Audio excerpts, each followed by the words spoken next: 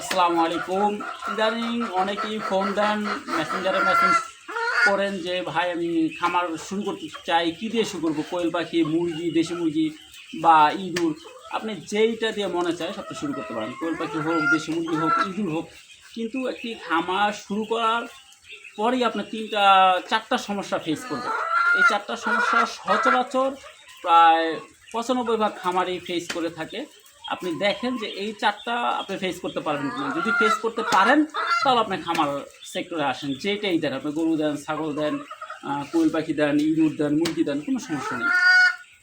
যেমন আমারটাই আমি বলি, আমি প্রথমে যে ৪টা সমস্যা ফেস করছি, সবচেয়ে বড় ফেস, প্রথমটা এখন আমি আলহামদুলিল্লাহ করিনি। এটা শুধুমাত্র আপনাদের দোয়া। একটা হলো প্রাকৃতিক দুর্যোগ। আমার সাথে একসাথে আমার খামার শুরু করা দামোড্ডা বড় ব্রিজে কাউসার ভাই একদিনের ভিতরে ৫,৫০০ পাখি মারা গেছে। এটা হলো প্রাকৃতিক দুর্যোগ। তো প্রথমে যে সমস্যাটার কথা বললাম যে প্রাকৃতিক দুর্যোগ, যেমন দেখা যায় আমার আলহামদুলিল্লাহ এখানে প্রাকৃতিক দুর্যোগ হয়নি আলহামদুলিল্লাহ, এটা আপনাদের দোয়া।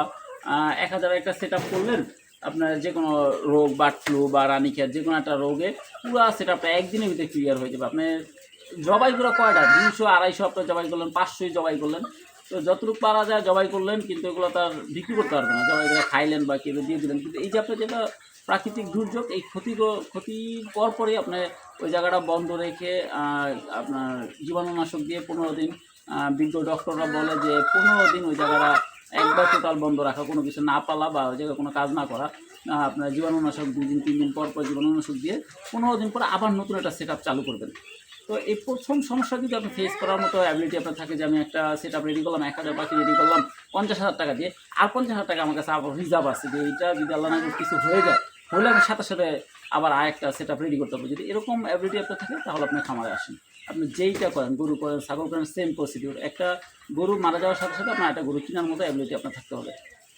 পরে দ্বিতীয় যে সমস্যাটা আমি ফেস করেছি, এটা হলো আপনার পরিবারের থেকে ২ জন ৩ জন পরিবারে একবারে কাছের বাবা মা ভাই বোন এরকম একবারে কাছের কিছু লোক থাকবে, তাদের কনফিডেন্সই থাকবে না যে এইটা দিয়ে কিছু করা সম্ভব। যেমন এই সমস্যার ভিতরে আমি ফেস করেছি, আমার আমার বাবা মাঝে মধ্যে বলে এটা দিয়ে কি আসলে কিছু সম্ভব, কিছু কি হবে, এটা দিয়ে কিছু সম্ভব, এটি অনেকের মানে বোধগম্য না। তো পরিবারের ভিতরে কিছু লোক থাকবে, আপনার যতই আগায় যান একটু পিস্টান দেবে, এটা দিয়ে কি সম্ভব, এগুলা কি করে। এটা যদি ফেস করতে পারেন তাহলে আপনার খামার সেক্টরে আসেন। আমার একবারে যে সবাই এটা সাপোর্ট করে না তা না, পরিবারে অনেকে পাবেন আপনাকে সাপোর্ট করে। যেমন আমি আমার পরিবারে আমার মাকে পেয়েছি, আমার ওয়াইফকে পেয়েছি, তারা অনেক হেল্প করছে, নয়তো আমি এতটাতে এই পর্যন্ত আসতে পারতাম না। তৃতীয়ত আপনার আত্মীয়স্বজন। অনেকের ধারণা যে একটা বাড়িতে যদি একটা খামার থাকে তো ওই বাড়ির শান, মান, শপথ অনেকটা কমে যায়। তো অনেকে দেখবেন যে আপনি এই সমস্যাটা ফেস করবেন, আপনি যে আপনার পরিবারে এমন কিছু আত্মীয়স্বজন থাকবো যারা খামার আপনি করেন এটা আপনার চাইবেন। এই সমস্যাটা যদি আপনি ফেস করতে পারেন তাহলে আপনি এই সেক্টরে আসতে পারেন। আর সর্বশেষ সমস্যা হলো আপনার প্রতিবেশী।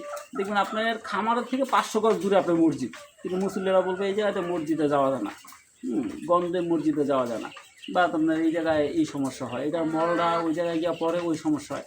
তো এই প্রতিবেশীর যেই সমস্যাটা, কেউ না কেউ সমস্যা থাকবে আপনার খামার নিয়ে, কেউ না কেউ, যদি পুরো এলাকার সমস্যা নাও থাকে তারপর দেখবেন ২-১ জনের সমস্যা বের হবে আপনার এই খামার নিয়ে কিছু না।